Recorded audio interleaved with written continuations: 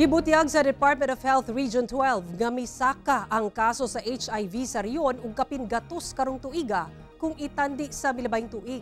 Pagbaton og daghang sexual partner pinaagi sa dating apps ug spa massage house nga dunay sexual service, posibleng hinungdan sa paspas nga tinakdanay sa mong sakit.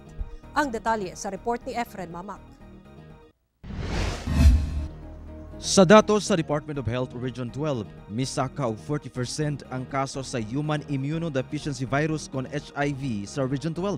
Gikan January 1 to April 30 ning tuiga, miabot sa 248 ang positibong kaso sa HIV. Mas taas kini og 103 cases kung itandi sa milabayng tuig sa susamang period nga anaa sa 145 cases. Sagad matud pa niini kalalakin-an nga nag-edad og 25 to 34 years old. Sumala sa DOH, unprotected sex ang mga nagunang hinungdan sa paspas nga transmission sa maong sakit sama sa di paggamit og kondom. Lakip na sab ang sharing of contaminated needles ug transfusion of HIV contaminated blood ug pinaagi sa mother-to-child transmission. Apan gawas niini, dugang sa DOH-12, posible sab nga hinungdan sa paspas nga tinakdanay sa HIV ang nagkadaghan nga pamaagi nga makabaton og sexual partner sama sa online dating apps. Lakip na sab sa pagbisita sa mga spa massage house nga posibleng mag-offer og sexual service. Dapat maging aware tayo doon. Yung mga tao dapat talaga, especially mga kabataan, dapat ma-educate sila how to protect themselves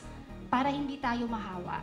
Busa giawhag sa DOH-12 ang mga individual ilabi na kadtong dunay active sexual behavior nga magpa-test alang sa posibleng HIV treatment. Mamahimong mudangob sa 18 HIV treatment centers sa Region 12 lakip sa Regional Health Unit. I-normalize natin sa pandinig nila na pwede kang magpa-check, pwede kang magpa-test, huwag kang matakot.